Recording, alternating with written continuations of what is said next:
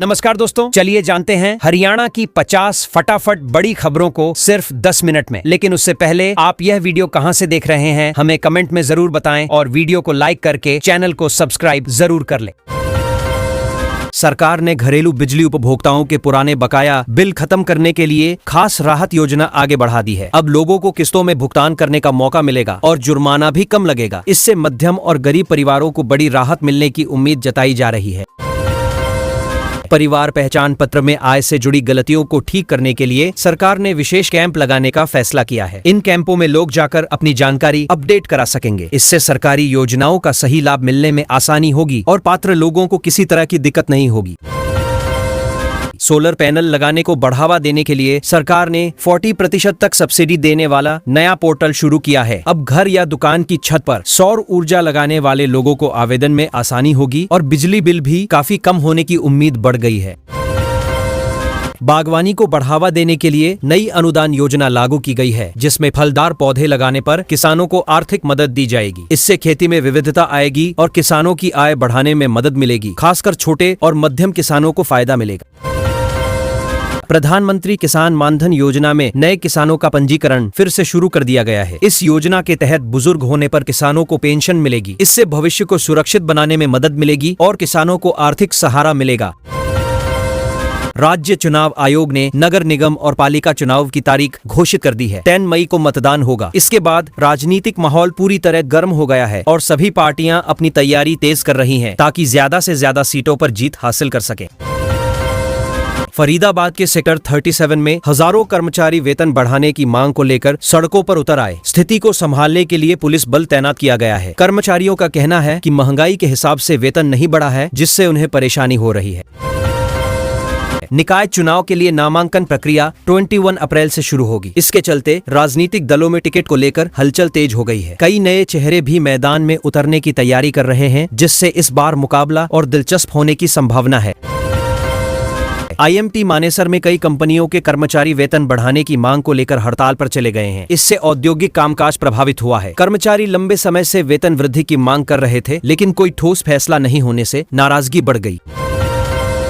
मौसम विभाग ने उत्तरी हरियाणा के कुछ जिलों में हल्की बारिश और गरज चमक की संभावना जताई है। इससे गर्मी से थोड़ी राहत मिल सकती है। किसानों को भी सलाह दी गई है कि वे मौसम को ध्यान में रखकर अपनी फसल की देखभाल करें। मंडियों में गेहूं की आवक तेजी से बढ़ रही है और सरकार ने खरीद प्रक्रिया को तेज करने के निर्देश दिए हैं। इससे किसानों को समय पर भुगतान मिलने की उम्मीद है और उन्हें अपनी फसल बेचने में ज्यादा परेशानी नहीं होगी। IDFC बैंक से जुड़े बड़े घोटाले में जांच एजेंसी ने हरियाणा में नई कड़ियों को जोड़ा है। इससे मामले की गंभीरता बढ़ गई है और आगे और खुलासे होने की संभावना जताई जा रही है, जिससे कई लोगों पर कार्रवाई हो सकती है। चंडीगढ़ में न्याय संघर्ष मोर्चा की बैठक हुई, जिसमें सुरक्षा से जुड़े मुद्दों पर चर्चा की गई। संगठन ने सरकार से विशेष सुरक्षा की मांग की है ताकि जुड़े लोगों को किसी तरह का खतरा न हो और उनकी समस्याओं का समाधान हो सके। बैसाखी के मौके पर कुरुक्षेत्र और सिरसा के गुरुद्वारों में विशेष आयोजन किए गए। लोगों ने बड़ी संख्या में भाग लिया और धार्मिक माहौल देखने को मिला, जिससे पूरे क्षेत्र में उत्सव जैसा माहौल बना रहा और श्रद्धालु काफी उत्साहित दिखे। गुरुग्राम में AI आधारित पोर्टल से अब बिल्डिंग नक्शे पास करवाना काफी आसान हो गया है। लोगों को अब सरकारी दफ्तरों के चक्कर नहीं लगाने पड़ेंगे। पूरी प्रक्रिया ऑनलाइन और पारदर्शी हो गई है, जिससे समय की बचत होगी और काम भी पहले से कहीं ज्यादा तेजी से पूरा हो सकेगा। बुजुर्ग और विधवा पेंशन पाने वाले लोगों के डेटा का सत्यापन अब शुरू कर दिया गया है। इसका मकसद यही है कि सही जरूरतमंद लोगों तक ही योजना का लाभ पहुंचे। इससे फर्जी लाभार्थियों को हटाया जा सकेगा और सरकारी योजनाओं में पारदर्शिता और भरोसा दोनों मजबूत होंगे। गुरुग्राम मेट्रो के विस्तार के लिए मिट्टी जांच का काम अब अंतिम चरण में पहुंच गया है। उम्मीद की जा रही है कि जल्द ही निर्माण कार्य शुरू होगा। इससे लोगों को बेहतर परिवहन सुविधा मिलेगी और शहर में बढ़ती ट्रैफिक समस्या से काफी हद तक राहत मिलने की संभावना है।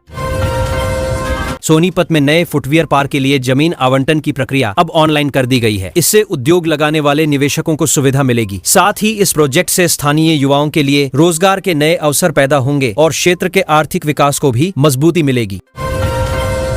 दक्षिण हरियाणा में पानी की कमी को देखते हुए नहर जल वितरण का नया रोस्टर लागू किया गया है। इसका मकसद सभी इलाकों तक बराबर पानी पहुंचाना है। इससे लोगों को पानी की समस्या से राहत मिलेगी और खेती के लिए भी पर्याप्त पानी उपलब्ध हो सकेगा। सरकारी स्कूलों में नई किताबों का वितरण शुरू कर दिया गया है ताकि बच्चों को समय पर पढ़ाई की सामग्री मिल सके। इससे पढ़ाई में रुकावट नहीं आएगी और शिक्षा का स्तर भी सुधरेगा। सरकार का प्रयास है कि हर छात्र को बेहतर शिक्षा सुविधाएं आसानी से मिल सके। दिल्ली जयपुर हाईवे पर मरम्मत कार्य चलने के कारण ट्रैफिक को डाइवर्ट किया गया है। लोगों से अपील की गई है कि वे वैकल्पिक रास्तों का इस्तेमाल करें। इससे जाम की समस्या से बचा जा सकेगा और यात्रियों को सफर के दौरान कम परेशानी का सामना करना पड़ेगा। रोहतक के गांवों में डिजिटल लाइब्रेरी शुरू की गई है, जिससे छात्रों को ऑनलाइन पढ़ाई की सुविधा मिल रही है। अब गांव के बच्चे भी आधुनिक शिक्षा से जुड़ पाएंगे। इससे शिक्षा का स्तर बेहतर होगा और युवाओं को आगे बढ़ने के लिए नई दिशा और अवसर मिलेंगे। गुरुग्राम में एआई आधारित पोर्टल से अब बिल्डिंग नक्शे पास करवाना काफी आसान हो गया है। लोगों को अब सरकारी दफ्तरों के चक्कर नहीं लगाने पड़ेंगे। पूरी प्रक्रिया ऑनलाइन और पारदर्शी हो गई है, जिससे समय की बचत होगी और काम भी पहले से कहीं ज्यादा तेजी से पूरा हो सकेगा। बुजुर्ग और विधवा पेंशन पाने वाले लोगों के डेटा का सत्यापन अब शुरू कर दिया गया है। इसका मकसद यही है कि सही जरूरतमंद लोगों तक ही योजना का लाभ पहुंचे। इससे फर्जी लाभार्थियों को हटाया जा सकेगा और सरकारी योजनाओं में पारदर्शिता और भरोसा दोनों मजबूत होंगे। गुरुग्राम मेट्रो के विस्तार के लिए मिट्टी जांच का काम अब अंतिम चरण में पहुंच गया है। उम्मीद की जा रही है कि जल्द ही निर्माण कार्य शुरू होगा। इससे लोगों को बेहतर परिवहन सुविधा मिलेगी और शहर में बढ़ती ट्रैफिक समस्या से काफी हद तक राहत मिलने की संभावना है। सोनीपत में नए फुटवियर पार्क के लिए जमीन आवंटन की प्रक्रिया अब ऑनलाइन कर दी गई है। इससे उद्योग लगाने वाले निवेशकों को सुविधा मिलेगी। साथ ही इस प्रोजेक्ट से स्थानीय युवाओं के लिए रोजगार के नए अवसर पैदा होंगे और क्षेत्र के आर्थिक विकास को भी मजबूती मिलेगी। दक्षिण हरियाणा में पानी की कमी को देखते हुए नहर जल वितरण का नया रोस्टर लागू किया गया है। इसका मकसद सभी इलाकों तक बराबर पानी पहुंचाना है। इससे लोगों को पानी की समस्या से राहत मिलेगी और खेती के लिए भी पर्याप्त पानी उपलब्ध हो सकेगा। सरकारी स्कूलों में नई किताबों का वितरण शुरू कर दिया गया है ताकि बच्चों को समय पर पढ़ाई की सामग्री मिल सके। इससे पढ़ाई में रुकावट नहीं आएगी और शिक्षा का स्तर भी सुधरेगा। सरकार का प्रयास है कि हर छात्र को बेहतर शिक्षा सुविधाएं आसानी से मिल सके। दिल्ली जयपुर हाईवे पर मरम्मत कार्य चलने के कारण ट्रैफिक को डाइवर्ट किया गया है। लोगों से अपील की गई है कि वे वैकल्पिक रास्तों का इस्तेमाल करें। इससे जाम की समस्या से बचा जा सकेगा और यात्रियों को सफर के दौरान कम परेशानी का सामना करना पड़ेगा। रोहतक के गांवों में डिजिटल लाइब्रेरी शुरू की गई है, जिससे छात्रों को ऑनलाइन पढ़ाई की सुविधा मिल रही है। अब गांव के बच्चे भी आधुनिक शिक्षा से जुड़ पाएंगे। इससे शिक्षा का स्तर बेहतर होगा और युवाओं को आगे बढ़ने के लिए नई दिशा और अवसर मिलेंगे। सरसों की फसल की सरकारी खरीद अब लगभग पूरी होने के करीब है और किसानों को सीधे उनके बैंक खातों में भुगतान किया जा रहा है। इससे पारदर्शिता बढ़ी है और किसानों को समय पर पैसा मिल रहा है, जिससे उन्हें आर्थिक रूप से काफी सहारा मिल रहा है। हिसार कृषि विश्वविद्यालय ने ऐसी नई फसल किस्में विकसित की है जो कम पानी में भी अच्छी पैदावार देती है। इससे किसानों की लागत कम होगी और उत्पादन बढ़ेगा। साथ ही पानी की बचत भी होगी, जो आने वाले समय में खेती के लिए बेहद जरूरी साबित होगी। बारिश से हुए फसल नुकसान का आकलन करने के लिए टीमें खेतों में पहुंच चुकी है। इसका उद्देश्य प्रभावित किसानों को सही मुआवजा दिलाना है। इससे किसानों को आर्थिक राहत मिलेगी और वे दोबारा खेती शुरू करने के लिए खुद को तैयार कर सकेंगे। भिवानी में आयोजित होने वाले पशु मेले के लिए रजिस्ट्रेशन शुरू कर दिया गया है। इसमें बेहतर नस्ल के पशु प्रदर्शित किए जाएंगे। इससे किसानों को नई जानकारी मिलेगी और पशुपालन के क्षेत्र में आगे बढ़ने के लिए अच्छे अवसर भी प्राप्त होंगे। ड्रिप सिंचाई प्रणाली अपनाने वाले किसानों को सरकार की ओर से प्रोत्साहन राशि दी जा रही है। इससे पानी की बचत होगी और फसल उत्पादन बेहतर होगा। किसान आधुनिक तकनीक की ओर आकर्षित होंगे, जिससे उनकी आय में भी धीरे धीरे बढ़ोतरी देखने को मिलेगी। करनाल मंडी में बोरियों की कमी को दूर करने के लिए नई सप्लाई पहुंचा दी गई है। इससे किसानों को अपनी फसल बेचने में कोई दिक्कत नहीं होगी। खरीद प्रक्रिया अब पहले से ज्यादा सुचारू हो गई है, जिससे मंडी में कामकाज तेजी से आगे बढ़ रहा है। खरीफ सीजन के लिए खाद की पर्याप्त उपलब्धता होने का दावा किया गया है। इससे किसानों को समय पर उर्वरक मिल पाएंगे और फसल उत्पादन पर सकारात्मक असर पड़ेगा। सरकार का प्रयास है कि किसानों को किसी भी तरह की कमी का सामना न करना पड़े, बढ़ा सकेंगे। मिट्टी जांच अभियान के तहत कई जिलों में खेतों से सैंपल लिए जा रहे हैं। इससे किसानों को अपनी जमीन की गुणवत्ता की सही जानकारी मिलेगी। वे उसी के अनुसार फसल का चुनाव कर सकेंगे, जिससे उत्पादन बढ़ेगा और मिट्टी की उर्वरता भी बनी रहेगी।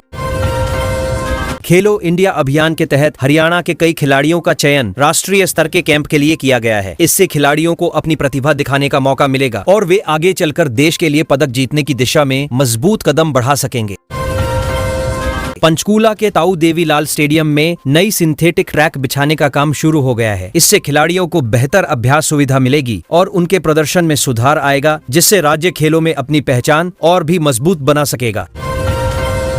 झज्जर में अंतर्राष्ट्रीय स्तर की नई शूटिंग रेंज बनाने को मंजूरी मिल गई है। इससे शूटिंग खिलाड़ियों को आधुनिक सुविधाएं मिलेंगी और वे बेहतर प्रशिक्षण हासिल कर पाएंगे। इससे राज्य के खिलाड़ी अंतर्राष्ट्रीय प्रतियोगिताओं में अच्छा प्रदर्शन कर सकेंगे। रोहतक में राज्य स्तरीय महिला कबड्डी प्रतियोगिता का आयोजन शुरू हो गया है। इसमें प्रदेश भर की टीमें हिस्सा ले रही है। इससे महिला खिलाड़ियों को अपनी प्रतिभा दिखाने का मौका मिलेगा और खेल के क्षेत्र में महिलाओं की भागीदारी और भी बढ़ेगी। चरखी दादरी में आयोजित कुश्ती दंगल में पहलवानों ने शानदार दाव पेच दिखाए और दर्शकों ने पूरे उत्साह के साथ मुकाबलों का आनंद लिया। स्थानीय लोगों की भारी भीड़ जुटी रही। इस आयोजन से पारंपरिक खेलों को बढ़ावा मिला और युवा भी कुश्ती की ओर आकर्षित होते हुए नजर आए। सोनीपत में हॉकी खिलाड़ियों के लिए नई डाइट पॉलिसी लागू की गई है, जिससे उनकी फिटनेस और प्रदर्शन बेहतर किया जा सके। इस योजना के तहत खिलाड़ियों को संतुलित आहार दिया जाएगा। कोच और विशेषज्ञों की निगरानी में यह पहल खिलाड़ियों को राष्ट्रीय और अंतर्राष्ट्रीय स्तर पर मजबूत बनाने में मदद करेगी। राज्य सरकार ने पदक विजेता खिलाड़ियों को नकद पुरस्कार देने की प्रक्रिया को मंजूरी दे दी है। इससे खिलाड़ियों का मनोबल बढ़ेगा और उन्हें आगे बेहतर प्रदर्शन के लिए प्रेरणा मिलेगी। यह कदम खेलों को बढ़ावा देने और खिलाड़ियों को सम्मान देने की दिशा में महत्वपूर्ण माना जा रहा है। योग दिवस की तैयारियों को लेकर प्रदेश भर में प्रशिक्षण कार्यक्रम शुरू कर दिए गए हैं। इसमें लोगों को सही योग अभ्यास सिखाया जा रहा है। उद्देश्य है कि अधिक से अधिक लोग योग से जुड़ें और स्वस्थ जीवन शैली अपनाएं, जिससे समाज में स्वास्थ्य के प्रति जागरूकता बढ़ सके। कुरुक्षेत्र विश्वविद्यालय में सांस्कृतिक महोत्सव की तैयारियां तेज हो गई है। इसमें भाग लेने के लिए छात्रों का चयन किया जा रहा है। ये आयोजन युवाओं को अपनी प्रतिभा दिखाने का मंच देगा और सांस्कृतिक गतिविधियों को बढ़ावा देगा, जिससे परिसर में उत्साह का माहौल बना हुआ है। मोरनी हिल्स में होम स्टे योजना के तहत नए लाइसेंस जारी किए गए हैं। इससे स्थानीय लोगों को रोजगार के अवसर मिलेंगे और पर्यटन को भी बढ़ावा मिलेगा। सरकार का प्रयास है कि इस क्षेत्र को एक प्रमुख पर्यटन स्थल के रूप में विकसित किया जाए, जिससे आर्थिक गतिविधियां बढ़ सके। व्हाट्सएप पर बढ़ते स्कैम को देखते हुए पुलिस ने जागरूकता अभियान शुरू किया है। लोगों को बताया जा रहा है कि वे किसी भी अनजान लिंक या कॉल पर भरोसा न करें। इस अभियान का उद्देश्य लोगों को ठगी से बचाना और साइबर सुरक्षा के प्रति जागरूक बनाना है। महिला सुरक्षा को मजबूत करने के लिए गुरुग्राम में पिंक ऑटो ड्राइवर्स को सुरक्षा किट वितरित की गई है। इसमें जरूरी उपकरण शामिल है जो आपात स्थिति में मददगार होंगे। इस पहल से महिला चालकों में आत्मविश्वास बढ़ेगा और यात्रियों की सुरक्षा भी सुनिश्चित करने में मदद मिलेगी। घग्गर नदी को साफ रखने के लिए नया ट्रीटमेंट प्लांट शुरू किया गया है। इससे गंदे पानी को साफ करके ही नदी में छोड़ा जाएगा। इस पहल से प्रदूषण कम होगा और पर्यावरण को भी फायदा मिलेगा, जिससे आसपास के क्षेत्रों में रहने वाले लोगों को स्वच्छ जल मिल सकेगा। जींद में आयोजित होने वाले रोजगार मेले के लिए ऑनलाइन आवेदन प्रक्रिया शुरू कर दी गई है। ऑनलाइन आवेदन प्रक्रिया शुरू कर दी गई। इसमें कई कंपनियां भाग लेंगी और युवाओं को नौकरी के अवसर मिलेंगे। ये मेला बेरोजगार युवाओं के लिए एक अच्छा मौका साबित हो सकता है, जिससे उन्हें रोजगार पाने में मदद मिलेगी। कुरुक्षेत्र को इंटरनेशनल टूरिस्ट हब बनाने के लिए तेजी से काम किया जा रहा है। यहाँ सुविधाओं को बेहतर बनाया जा रहा है ताकि देश विदेश से आने वाले पर्यटकों को अच्छा अनुभव मिल सके और वे यहाँ की ऐतिहासिक और धार्मिक महत्व को करीब से समझ सके। सांस्कृतिक विरासत को बढ़ावा देने के लिए राज्य में अलग अलग कार्यक्रम आयोजित किए जा रहे हैं। लोगों को अपनी परंपराओं और इतिहास से जोड़ने का प्रयास किया जा रहा है ताकि नई पीढ़ी भी अपनी संस्कृति को समझ सके और उसे आगे बढ़ाने में अपनी भूमिका निभा सके। पर्यटन स्थलों के विकास के लिए सरकार ने विशेष बजट आवंटित किया है। सड़कों, साफ सफाई और अन्य सुविधाओं को बेहतर बनाया जा रहा है ताकि लोग आसानी से घूमने आ सके और उन्हें एक अच्छा और यादगार अनुभव मिल सके, जिससे पर्यटन को भी बढ़ावा मिलेगा। कोर्ट ने ट्रांसफर मामलों में हस्तक्षेप करने से इनकार कर दिया है, जिससे प्रशासनिक प्रक्रिया को स्पष्टता मिली है। अब नियमों के अनुसार ही फैसले लिए जाएंगे और अनावश्यक हस्तक्षेप कम होगा, जिससे सरकारी कामकाज में स्थिरता और पारदर्शिता बढ़ने की उम्मीद जताई जा रही है। सरकारी कर्मचारियों के ट्रांसफर नियमों को और स्पष्ट कर दिया गया है ताकि किसी भी तरह का भ्रम न रहे। इससे कर्मचारियों को सुविधा मिलेगी और प्रशासनिक कामकाज में पारदर्शिता आएगी। साथ ही निर्णय प्रक्रिया भी पहले से ज्यादा व्यवस्थित और भरोसेमंद बन सकेगी। सरकारी कार्य प्रणाली में सुधार के लिए नई गाइडलाइन जारी की गई है। अब कामकाज को और तेज, पारदर्शी और जिम्मेदार बनाने पर जोर दिया जा रहा है ताकि आम लोगों को बेहतर सेवाएं मिल सके और सरकारी सिस्टम पर उनका भरोसा और मजबूत हो सके। गर्मी बढ़ने के कारण स्वास्थ्य विभाग पूरी तरह अलर्ट हो गया है और लोगों को सावधानी बरतने की सलाह दी जा रही है। अस्पतालों को भी तैयार रहने को कहा गया है ताकि किसी भी स्थिति से तुरंत निपटा जा सके और लोगों को समय पर इलाज मिल सके। स्कूलों के समय में बदलाव को लेकर विचार किया जा रहा है ताकि बच्चों को गर्मी में परेशानी न हो। सुबह जल्दी स्कूल लगाने का विकल्प भी देखा जा रहा है जिससे छात्र छात्राओं की पढ़ाई भी प्रभावित न हो और वे सुरक्षित माहौल में पढ़ाई कर सके।